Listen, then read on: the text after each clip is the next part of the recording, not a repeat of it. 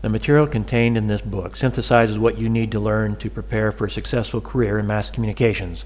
It is sad to note, however, that many journalism graduates enter the job market never having fully mastered these simple basics. It would be to your advantage to go over this material until you start repeating it in your sleep. Then you will be ready to begin refining your reporting, writing, and editing techniques as an intern and then as a professional. Certainly not every discovery, new program, new proposal, new assertion, and new thought could be carried in the news media. Yet, loosely speaking, it is all news. And in actuality, a lot of what is overlooked by journalists every day could be as newsworthy as that which does appear in the news media. From what events they are aware of, journalists try to choose the most newsworthy to actually present to the public as news. They usually start off with the happenings of the day, which from experience they presume to be of most importance or of interest to the public. These stories are also some of the easiest stories to cover with limited staffing. The journalists cover specific beats, gathering news from crime blotters, government meetings, speeches and press conferences, strikes and rallies. Sometimes instead of starting with an event, the journalist will start with an issue. The journalist's reporting of an issue makes it news even if no one other than that journalist has ever thought about it before. Another alternative is to interview an individual and allow him to create the news of the day.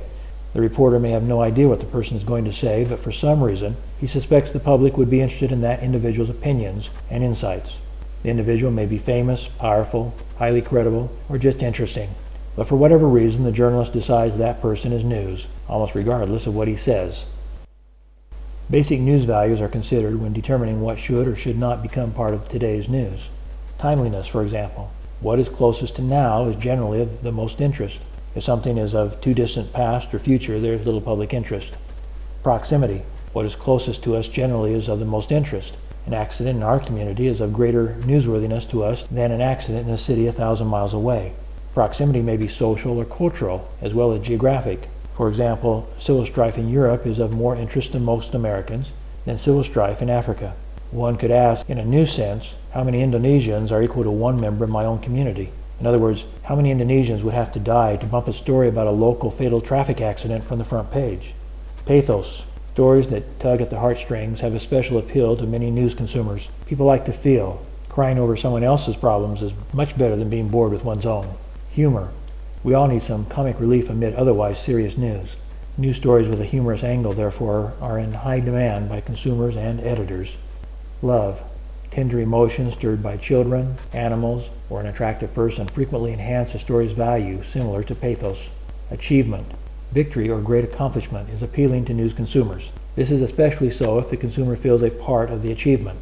The victory of someone from one's own country in the Olympics, for example, is typically of greater interest than a victory by an athlete from another country. Prominence. An event involving a prominent person is generally of more interest than a similar event involving someone of little notoriety.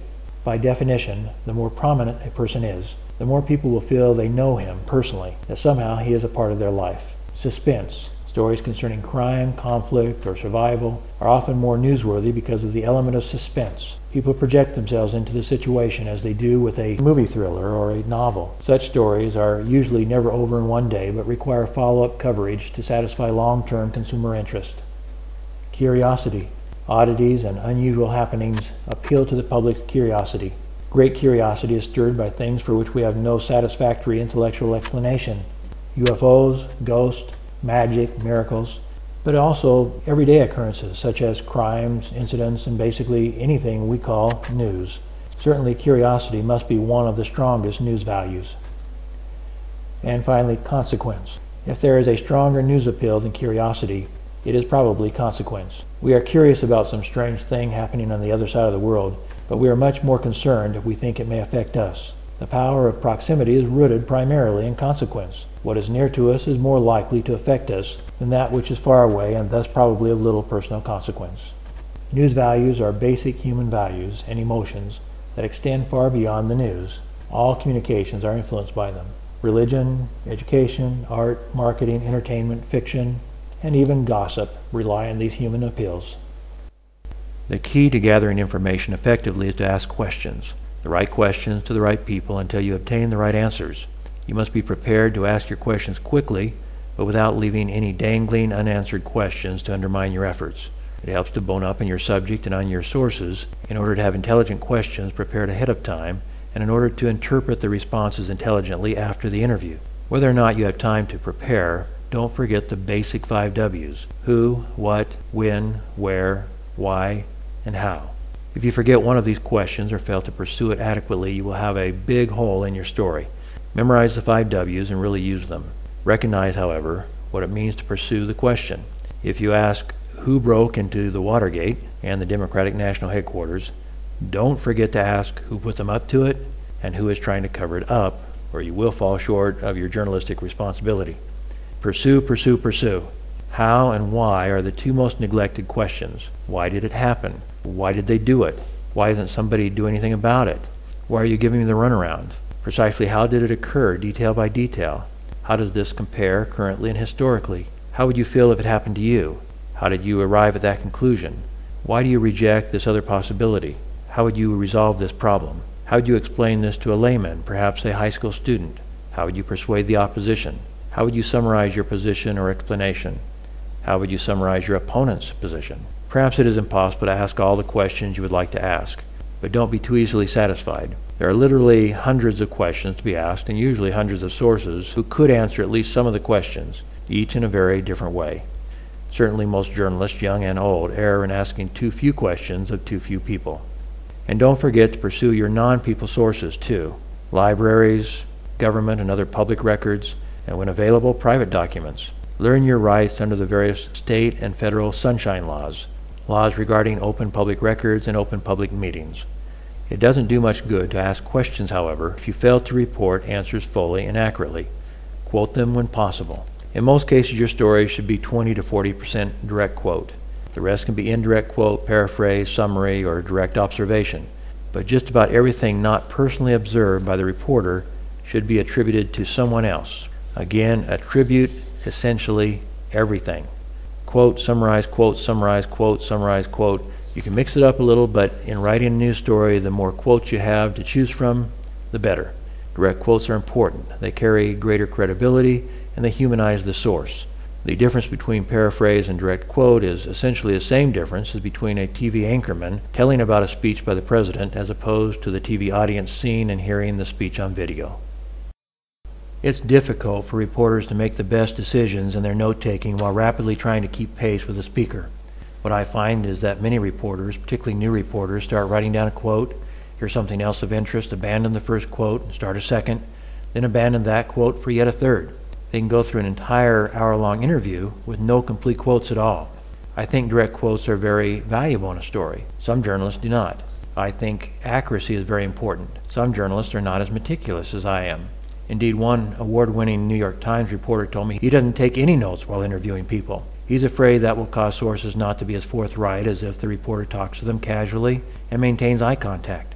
After the interview, he quickly finds a spot where he can write down all the information he has been able to retain in his memory. Different professionals have different approaches. All that said, here are some tips for your note-taking. While taking notes, listen carefully. When you hear a good quote, capture it in your mind and write it down quickly while you're only half listening to the ongoing discussion. If you don't know formal shorthand or speed writing, speed up your note-taking by leaving out words like a, an, or the, and any other words you think you can fill in later. You can also learn to leave out letters within words, particularly vowels, and still be able to decipher your notes later. Be pragmatic. Understand that you won't have time to take down all the notes you would like. It is better to get a half dozen complete quotes than 24 half quotes. After your interview, you can still do what the New York Times reporter suggested and quickly write down all the other information you can use for indirect quotes and paraphrases. Be sure to keep track which notes are quotes and which are paraphrases. Be as careful with your quote taking as possible, but don't be too frustrated by perfectionism. I tell new reporters to be accurate enough so the source will not know whether you're exactly right or not. Think about a conversation you had yesterday. How exact is your own memory? You probably don't remember every word you used, but you do remember the essence and the intent of what you said. So if a reporter's a few words off, the source probably won't know or care as long as the essence is accurate. Most professional reporters feel they have the obligation to both their sources and their readers to do some quote doctoring anyway, cutting down run-on sentences, correcting grammar, cutting out dead wood and irrelevant information, etc. Many reporters combine separate partial quotes into a single complete quote and don't bother to use an ellipsis, ... to indicate missing information in between. Others question the ethics of marrying such quotes, especially if there is a lot of material separating the quotes or if the marriage changes the sense of the quote. Again, the key, I believe, is whether the source himself will know the difference. If most of the words are quoted accurately and the essence of a quote is true, it should be okay. That gives you quite a bit of latitude, but be sure not to misrepresent the source. It's possible to take a precise and accurate quote even out of a recorded interview and misrepresent the intent of the source. That's not fair, even if accurate. Find your whammy. Your whammy is the most interesting item in your notes. It is the aspect most likely to grab your reader's attention and pull them into the story. It is the item you believe should, therefore, be featured in the headline and in your first paragraph, the lead of the story. I ask my writers and my students to write a prospective headline at the top of their stories before they start writing the story itself. It helps them to identify their whammy, and it sometimes suggests how to word their lead paragraph. At the same time, it may help an editor in creating the actual headline to be used in the newspaper. However, don't be confused. The headline is not part of the story, and not normally the reporter's job to write. For a long time it was taught that a summary of all the 5 W's should be included in the lead, the first paragraph. However, research has shown that lead paragraphs longer than 25 to 35 words lose readership. They appear too long graphically, they are intimidating, they are not easily skimmed, they dilute the impact of the whammy. Therefore, it is better to have a short, high-impact lead of 25 words emphasizing the whammy, and then to finish the summary of the remaining 5 W's in the second paragraph, sometimes in a third paragraph. Accordingly, you should think of the first 2 paragraphs as your complete lead, and your first paragraph, almost never more than 1 sentence, as simply your lead. Your story then extends out of your complete lead in what is referred to as inverted pyramid style. Your most important information has already been included in the complete lead, but now you essentially begin the story again, but in more detail, working your way down until you reach your least important detail in the very last paragraph. Readers rarely read an entire newspaper story, so provide them with the most important information first. Also, when space is tight, editors will cut your story from the tail end. Your story should be written so that it can be cut anywhere past the second paragraph and still sound somewhat complete. In fact, a typical radio news story wouldn't have more than 3 paragraphs of about 2 sentences apiece, in other words, 6 total sentences. And even a major television story may be limited to 8 paragraphs or about 16 sentences. So a newspaper's complete lead of 3 to 5 sentences is not that much shorter than some broadcast news stories. Here are a few more tips to remember. Simplicity is a journalistic virtue. Newspaper readers have a wide educational range that must be served, but even for the most sophisticated reader, simplicity is appreciated. Newspaper readers are skimmers. If your writing is too complex, readers will simply go on to another story. So, keep sentences simple. Don't use more than 2 clauses in any one sentence. If there is more to say, break it into a separate sentence. Keep vocabulary simple. If precise jargon must be used, define it clearly for your readers. Your writing should be about junior high level. Your topic may be complex, but your writing must not be. Eliminate any cute, flowery, profound, or verbose language. Professionals are primarily concerned with the facts, and use creative writing techniques with restraint. Short paragraphs. Never have paragraphs over 3 sentences long. Generally 1 to 2 sentences. Paragraphs must be cut down from standard English composition, or readers will not read them in a newspaper. A standard English paragraph might run 8 inches long when set in a narrow 2-inch newspaper column. That would appear too complex for typical newspaper skimmers to undertake. Bone up on your basic spelling, punctuation, and grammar.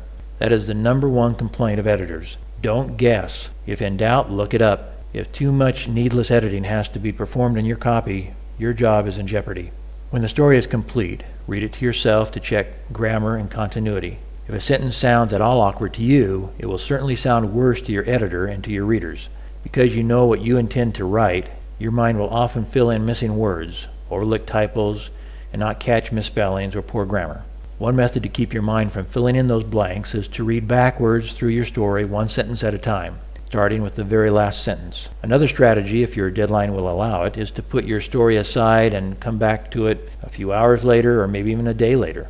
Learn newspaper style. In order to avoid apparent conflicts in style, most publications have adopted some standard, such as the AP Style Book, which you should be using in conjunction with this workbook. Again, don't guess. There's one kind of writer who is sure to make an editor angrier than one with poor punctuation and spelling skills. That's one who doesn't care, someone who perhaps even has superior English skills but who guesses when uncertain, someone who is simply sloppy, someone who makes errors and thinks it's someone else's problem. A dictionary and an AP style book should be by your computer or available online at all times, and the best journalists make frequent use of both companions.